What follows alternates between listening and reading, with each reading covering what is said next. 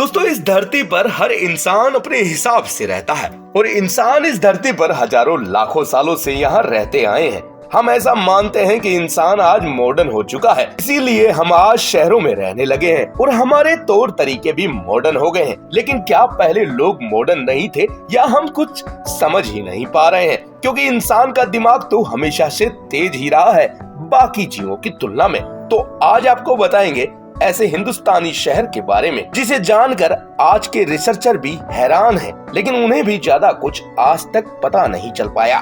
तो आज बात करेंगे मोहनजोदाड़ो शहर की, जो आज से 8 से 5000 साल पहले बनाया गया था। इस शहर के तौर तरीके ऐसे थे जो आज के मॉडर्न इंसान के बस की बात नहीं है। दोस्तों, YouTube पर आप वीडियो देखते हैं तो आपको पता ही है कि अच्छी जानकारी वाले चैनल गोगिलियो को सब्सक्राइब कर लेना चाहिए, तभी तो बता पाएंगे असली रहस्य के बारे में। दोस्तों, इस धरती पर अब तक कुल 4 ऐसे शहर मिले हैं जिनसे वहां के लोगों को हमसे ज्यादा मॉडर्न माना जा सकता है, और ये शहर है मेसोपोटामिया, इजिप्ट, चाइनीज और इंडस वैली। लेकिन एक ताजा रिपोर्ट में वैज्ञानिकों ने ये खुलासा किया है कि इंडस वैली यानी सिंधु घाटी सभ्यता सबसे पुरानी है। इस शहर की बनावट देख आप दंग रह जाएंगे। तो सबसे पुरानी इंडस वैली हुई, उसके बाद मेसोपोटामिया, इजिप्ट और चाइनीज तो सबसे बाद की है। तो इस धरती पर सबसे मॉडर्न लोगों के घर हमारे हिंदुस्तान, पाकिस्तान और अफगानिस्तान तक बने हुए थे। इसमें हड़प्पा संस्कृति का एक शहर मिला है, तब से इसे हड़प्पा संस्कृति भी कहने लगे हैं।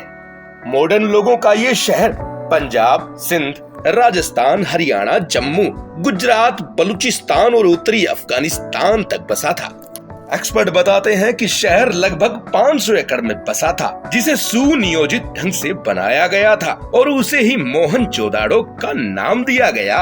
मोहनजोदाड़ो एक ऐसा आलीशान शहर था जिसे देख लोग अलग अलग कहानियां बताते हैं। मोहनजोदाड़ो शहर का बड़ा हिस्सा बंटवारे के साथ पाकिस्तान में चला गया, जो कि आज सिंध में मौजूद है। मोहनजोदाड़ो एक सिंधी शब्द है जिसका अर्थ है मुर्दों का टीला। लेकिन इस शहर को देख समझ ही नहीं आता कि आखिर ये नाम क्यों रखा गया है, क्योंकि ऐसी सुख सुविधाओं से भरे इस शहर को आज भी बना पाना मुश्किल है। आज इस शहर के लोग अलग अलग दावा करते हैं। पाकिस्तान में तो इसे बुद्धिस्ट लोगों का शहर माना जाता है, क्योंकि यहाँ एक ढांचा एक स्तूप की तरह बना हुआ है। कुछ एक्सपर्ट तो बताते हैं कि यहाँ कोई भी धार्मिक प्रमाण आज तक नहीं मिला है, लेकिन खुदाई के दौरान यहाँ देवी की मूर्तियाँ मिली है, जिससे पुरातात्विक लोग इन्हें फीमेल कोड के अनुयायी मानते हैं। इसके अलावा यहाँ मिट्टी से बनी बैलगाड़ी, नंदी के साथ शिवलिंग भी बना मिला है। इसके अलावा ये लोग तांबे, लोहे और चांदी का इस्तेमाल भी करते थे। मिट्टी से बने सभी बर्तन यहाँ लाल रंग के हुआ करते थे।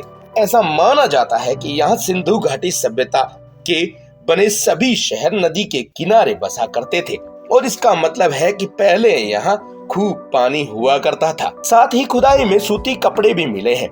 इससे ये भी साफ हो जाता है कि ये लोग कपास की खेती भी किया करते थे। यहाँ खुदाई में शतरंज के अवशेष भी मिले हैं, यानी ये लोग खाली समय में गेम भी खेला करते थे, वो भी दिमाग वाले।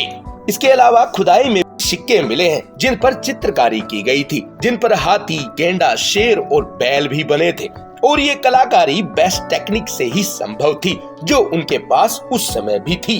अब देखिए कि 5 से 8000 साल पहले इस शहर को ईंटों से तैयार किया गया था, जबकि कुछ हजार साल पहले तक हम पत्थर, गोबर और चूने का इस्तेमाल किया करते थे। इस शहर में एक बड़ा सा स्विमिंग पूल जैसा बना मिला है, जिसे एक्सपर्ट बाथरूम बताते हैं। इसका मतलब शहर के सभी लोग एक जगह पर जाकर नहाते थे, और ऐसा ही सिस्टम था टॉयलेट का भी। इनको बनाने का मुख्य कारण था सीवर लाइन, क्योंकि सारी गंदगी नालियों से होते हुए शहर से बाहर भेज दी जाती थी। इस शहर की सफाई का विशेष ध्यान रखा गया था, तभी तो गलियों को भी कुछ ऐसे बनाया कि हवा के चलने पर सारा कचरा शहर से बाहर चला जाता था। यहाँ बने सभी घर खुले खुले थे, जिसके कारण यहाँ सूरज की आखिरी रोशनी का भी फायदा लिया जाता था। यहाँ रहने वाले लोग इतने रईस थे कि सभी घरों के आगे अपने अपने कुएं बने हुए थे। पानी के लिए बनाए सभी कंस्ट्रक्शन में ये वाटरप्रूफ ईंटों का इस्तेमाल किया करते थे। इनकी चुनाई यानी बनाने के तौर तरीके को देख आज भी लोग हैरान हो जाते हैं। इसके अलावा आज से 5 से 8 हजार साल पहले इस शहर में चौड़ी चौड़ी सड़कें भी बनी हुई मिली है, जो आज भी सबको चौंका देती है। लेकिन इतने होशियार लोग होने पर भी इस शहर का आखिर अंत हुआ कैसे, इसके लिए सबके अलग अलग मत हैं। कोई कहता है प्राकृतिक आपदा के कारण ऐसा हुआ है, तो कोई कहता है नदी सूख जाने के कारण ये लोग यहाँ से चले गए थे, क्योंकि दुनिया की बाकी पुरानी सभ्यताओं के साथ भी ऐसा ही हुआ था। लेकिन इस शहर में कई कंकाल मिले हैं जिन पर रेडियो एक्टिव तत्व मिले हैं। ये तत्व जापान में हुए परमाणु हमले के बाद कंकालों पर भी मिले थे, लेकिन कुछ कंकाल एक दूसरे का हाथ पकड़े भी मिले हैं।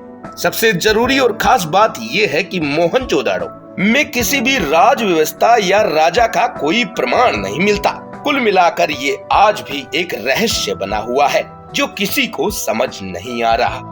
तो फिर मिलेंगे नए वीडियो के साथ। आज के लिए इतना ही। लगातार देखते रहिए गोगिलियो। जय हिंद।